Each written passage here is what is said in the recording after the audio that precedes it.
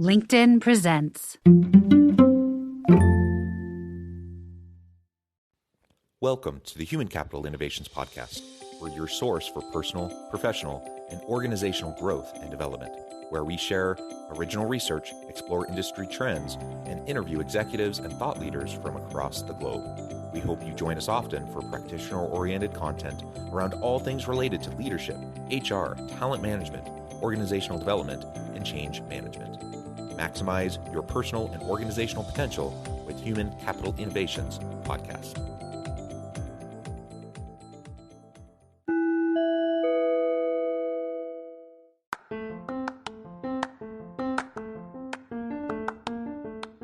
Do you enjoy the Human Capital Innovations Podcast? Enjoy ad-free listening by going to the Patreon page, and please consider contributing even at the producer or sponsorship level. And please leave a review. Thank you for your support.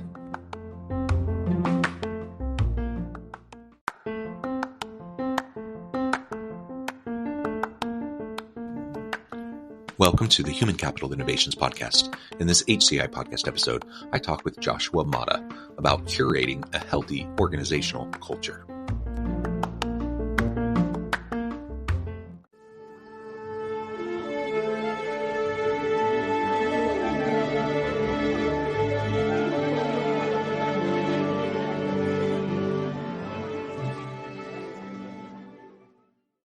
Joshua Motta, welcome to the Human Capital Innovations Podcast. It's great to be here. Yeah, thank you. It's a pleasure to be with you. You're joining us from LA. I'm south of Salt Lake City in Utah. And today we're going to be talking about organizational culture generally, but more specifically, we're going to zoom in and talk about curating a healthy organizational culture, what leaders can do to really facilitate that.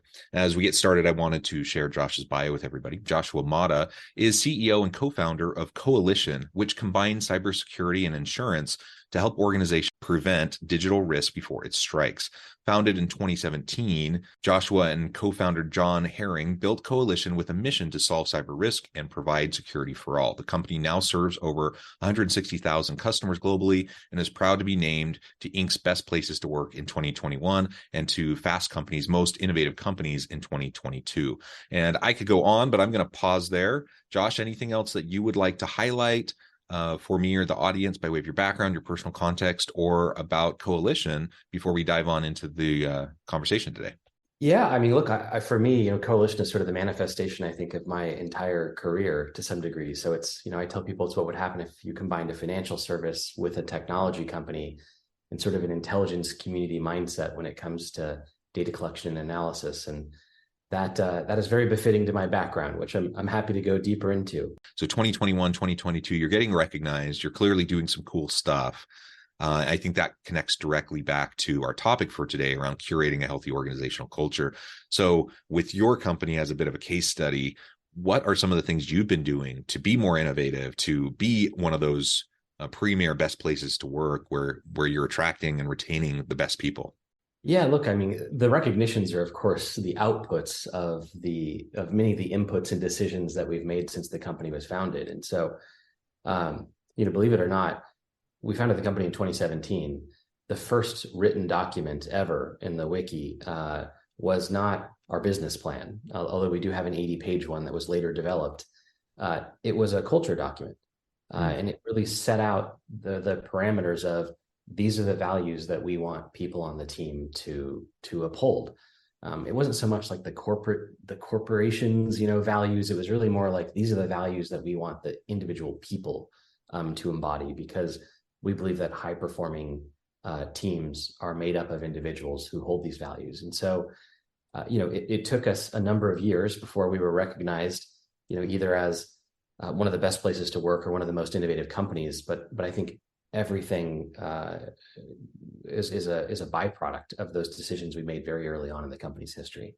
Yeah. And what were some of those cultural elements that you highlighted in that very first document? When you were talking about those core values, what for you and your founder, John, what really was the foundational piece that you were trying to communicate to other members of your team as you started to build and scale? Yeah, I mean, we wanted to let people know that we were going to be deliberate about it, for one. So I think in the culture document, we wrote, we are building a culture, an identity, an ethos, a belief system if you will, and a collective passion and purpose for all that we do. And we literally laid out that this is exactly how we intend to build the organization. Some of those, were character, like that was a value that we, that was important to us, like that we sweep the sheds, right? We're never too big to do the small things that need to be done. We can balance pride with humility, absolute pride in the performance of the company, which is, I think, one of the reasons why you saw years later the recognition, but total humility before the magnitude of the task ahead of us. Humility was another one. Like we're not afraid to ask questions. Like we wanted to build a culture of asking and re-asking fundamental questions, which we thought would cut away, unhelpful beliefs that would give us sort of clarity of execution, and really like the humility to ask a simple question, which is, can we do this better? Which is something that when you do daily for years, it's magical what happens. Another important one, was purpose. We always felt that the more we have to play for, the better we play. And, we were clear that we're all here to build something we believe in, to make a company that will last.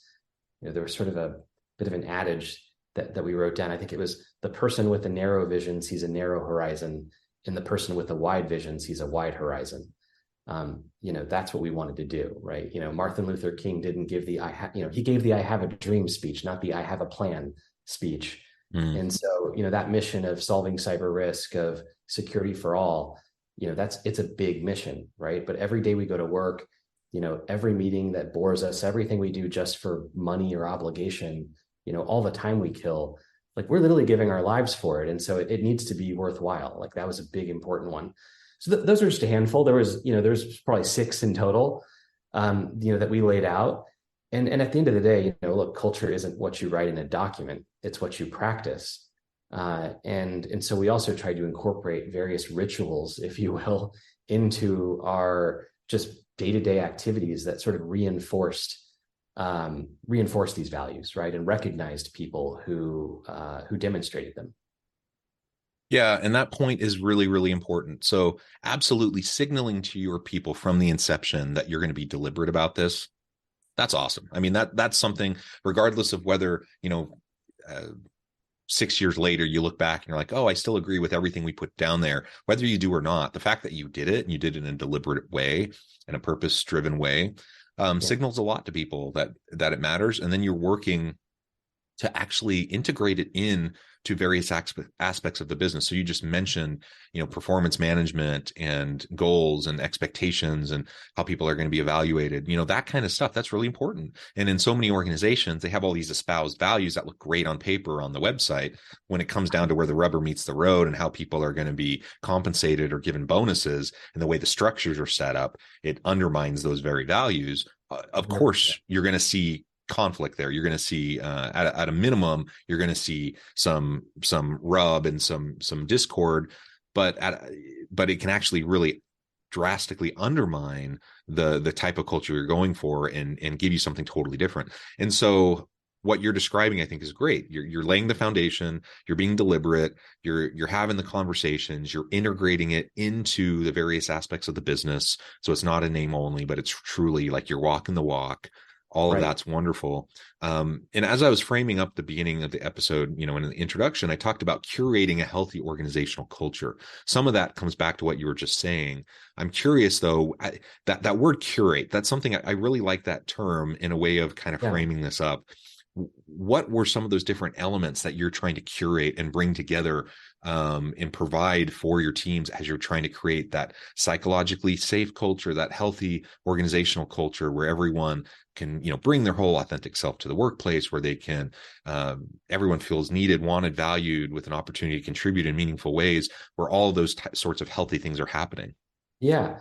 I mean, part of the curation strategy just involved, basic arithmetic. And that was the belief that if we more than doubled the size of the company in a given year, that would be something that would be almost certain to derail the culture we were trying to build.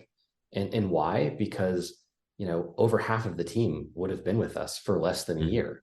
And, a year is maybe a little bit of an arbitrary marker to, determine when you're bleeding coalition blue or whatnot. And, but of course, you've vested in our company, like you own equity, you've made the decision that you're committed to this. And we always wanted sort of that group to be the dominant group in the company. So just not growing faster than that, like putting arbitrary brakes on things to some degree was important in that curation strategy.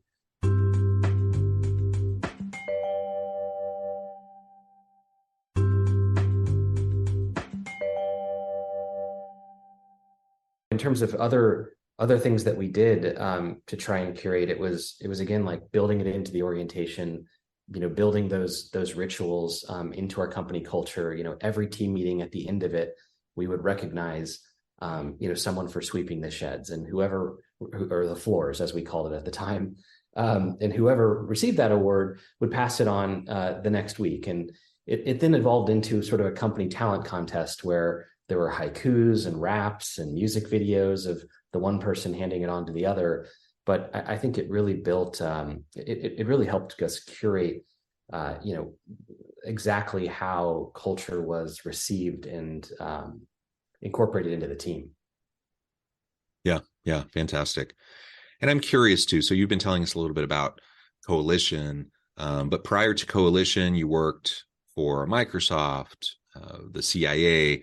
How did some of those early experiences shape you and inform your approach to leadership and culture building that you then took with you as you were a co-founder at Coalition?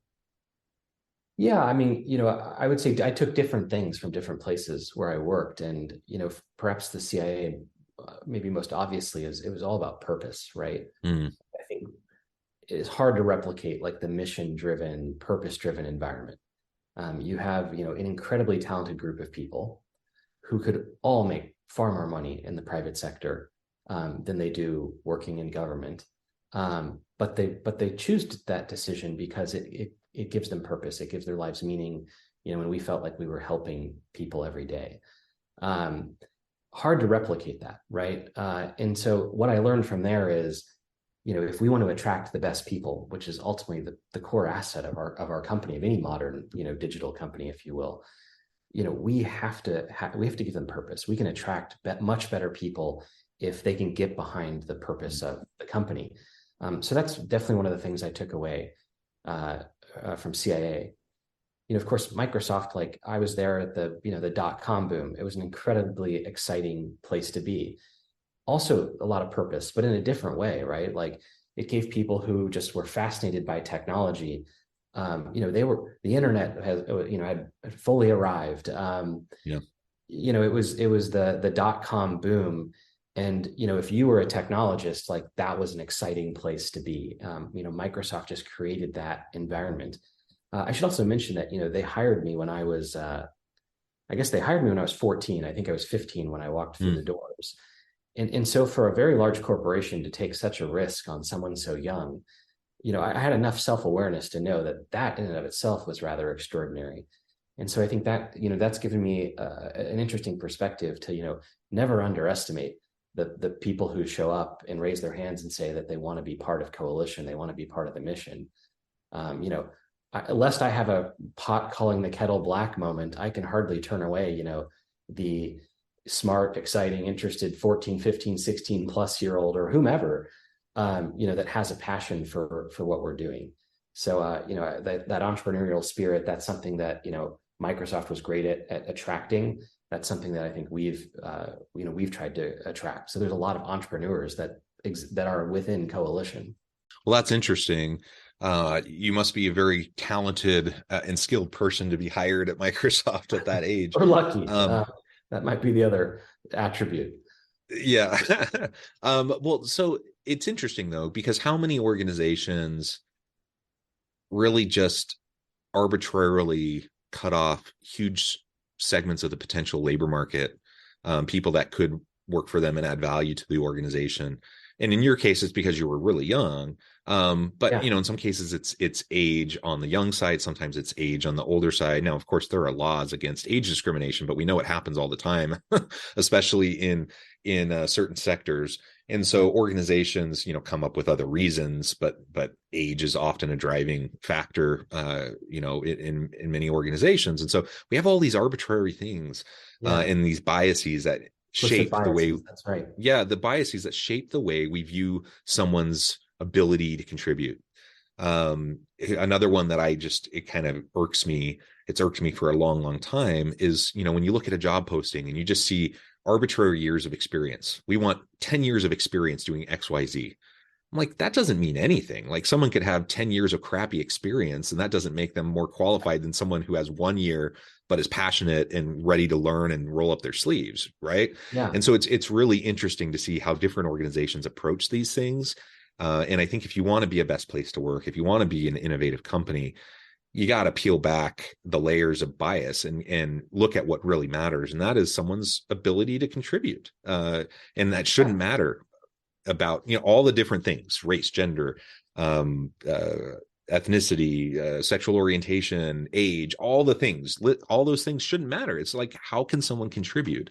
And if we're really truly looking for someone's ability to contribute and allow them the chance to do that in a healthy way, then it's a win for them. It's a win for us. I know that's a simple idea. And probably most people would agree with it verbally. The problem is, in practice and structurally, the way a lot of organizations run, it just doesn't happen. Yeah, I mean, I think certainly one of the advantages I've had is being able to sort of live that, like in my own way, shape, or form. And ironically, in a startup, oftentimes those years of experience that other people have, whether they're great or not, they're not healthy, right? I mean, if definitionally we're trying to do something different, the bias of anyone who has years and years of experience is to do things the same way that they always have. And so ironically, like in a startup environment, you oftentimes want to hire the people that have never done the thing. You just want people who have a bias for action and who really care about the purpose of the company. If you have those two things together, like someone's passionate about what they're doing, they want to act, they're going to contribute. And I can take another example, right? Where, look, today I run a fairly large insurance company. I've never worked in an insurance company in my life prior to founding one. Why did I get into the industry? It was ultimately because I wanted to solve a problem, right? Like, I didn't believe that cybersecurity was going to be exclusively solved by, more mousetraps and technology, widgets and whatnot. Like, those things could all be very helpful. And there's lots of great people building great cybersecurity companies to protect organizations. But at the end of the day, it's a risk management problem. You can't eliminate cyber risk, but you can eliminate the cost of it by insuring it or transferring it to an insurance company. And I knew that was a critical piece that just wasn't, fulfilling its promise. And so I'm like, look, I'm going to go set up an insurance company. Like, what right did I have to do that? None whatsoever. And so I kind of remind myself of my own experiences, and we've got to overlay that with how we think about attracting talent. And, from the top down, it's like, no, more years of experience doesn't always mean, a better outcome here. Like, if we want to think differently, these are the real traits that we have to look for, irrespective of, like you said, what someone's age is, what background they had, et cetera.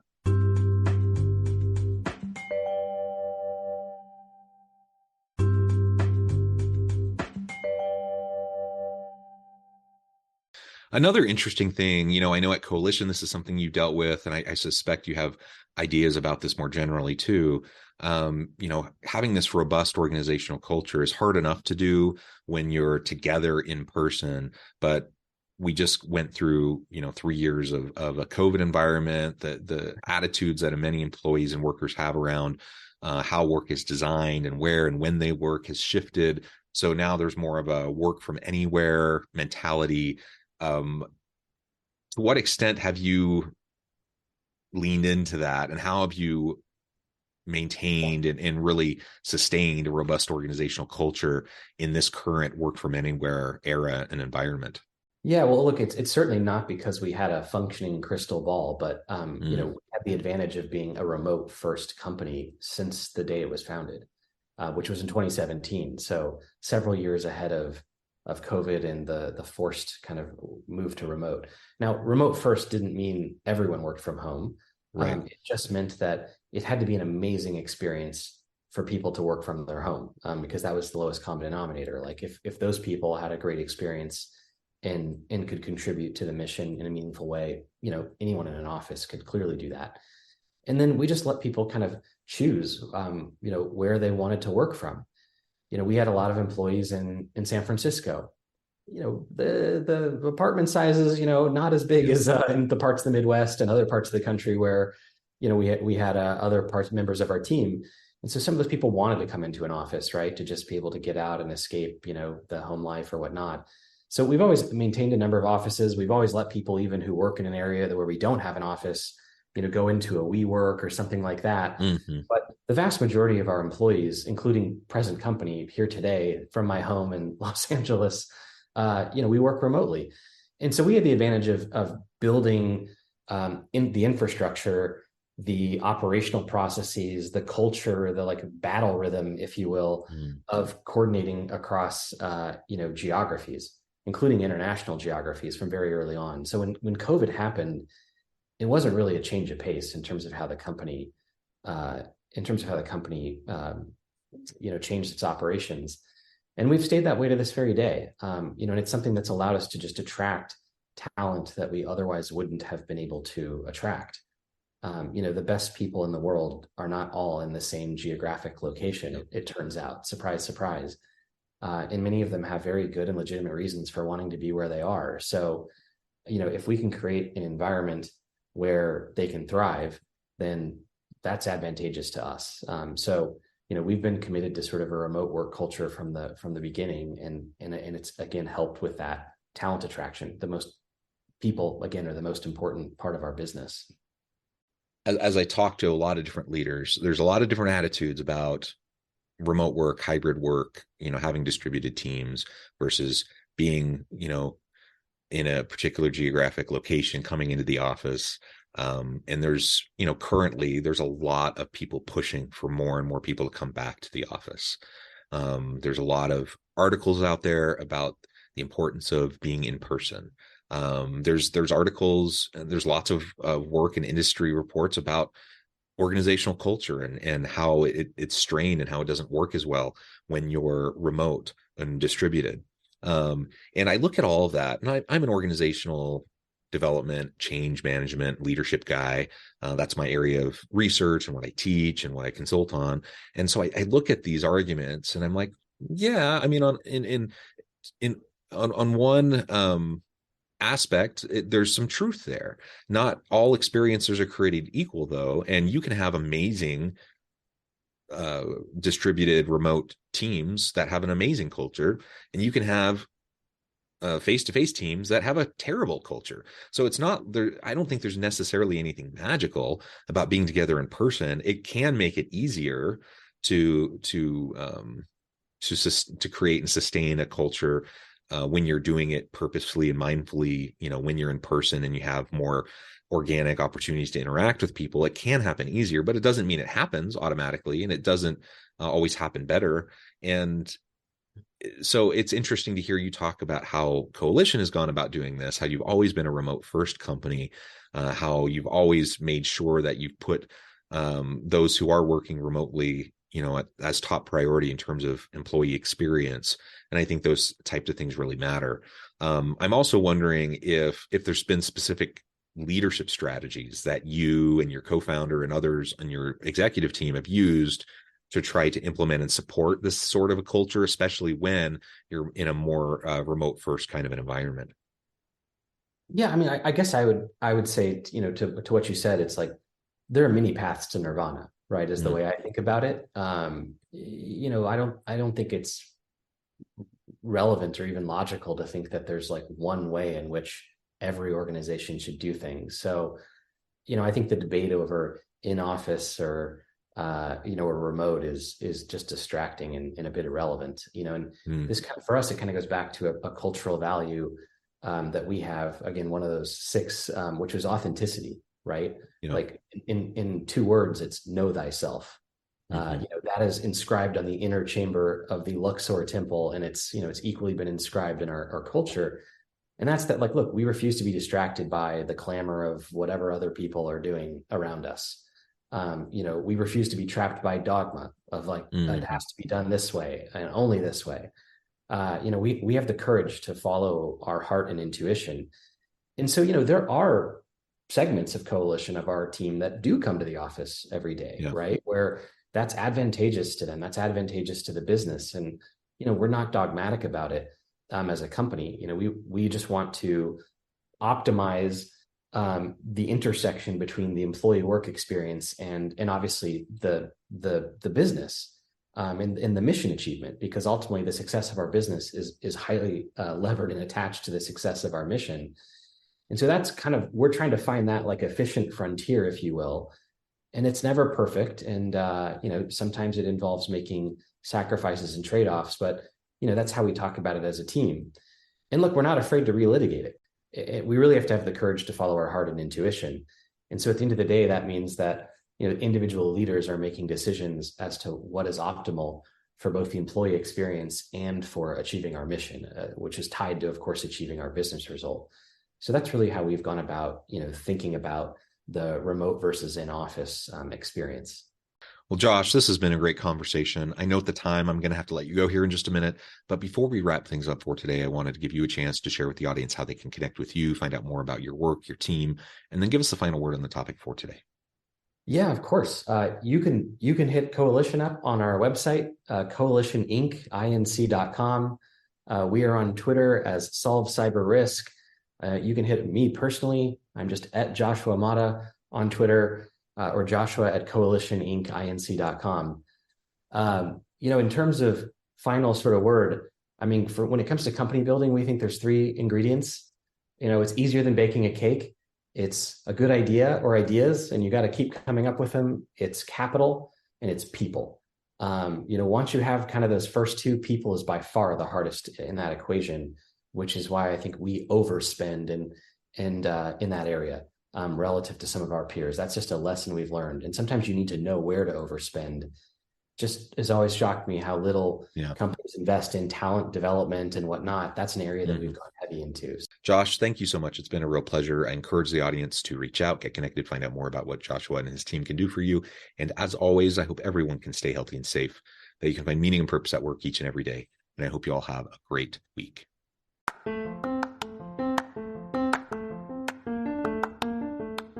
If you enjoy the Human Capital Innovations podcast, enjoy ad-free listening by going to the Patreon page, and please consider contributing even at the producer or sponsorship level. And please leave a review. Thank you for your support.